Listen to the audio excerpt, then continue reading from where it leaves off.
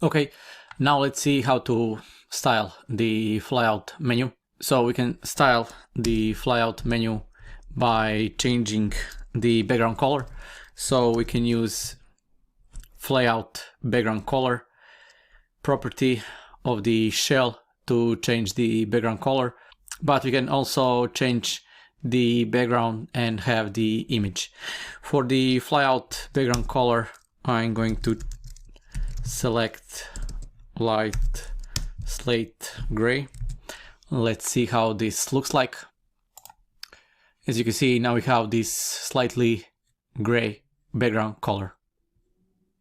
Next, what we can do is to define a flyout header, which will move these items down. Let's add the header. We use shell.flyout header to define the header. One thing I'm going to do right here is to define a separate control for the flyout header, so that I don't put everything in one file, otherwise this file will get too big and it's easier to have smaller files. So let me just create a new control. We will put that in the controls folder. So let's create a new control called flyout header. So this is a content view with colon behind class. I'm going to name this flyout header. This will also have the background color light slate gray, and we want to put some height request to 240. And let's add the content. The content is going to be image with aspect, let's say aspect fill. We will put some margins.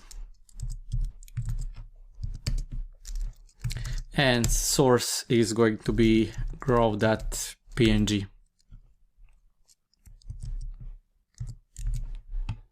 Okay, back to appshell.xaml, and let's define the controls namespace. So this is the controls namespace, and add the flyout header.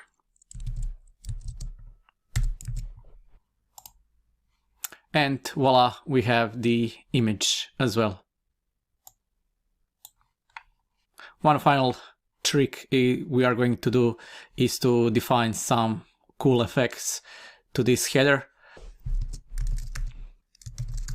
We want to have flyout header behavior set to collapse on scroll, so that we collapse the image when we scroll down through the flyout menu. So flyout vertical scroll mode is enabled, and you can see if we scroll through the flyout menu that the image is now collapsed. That's all for this lecture. In the next lecture, let's see how to build the tabbed bar page.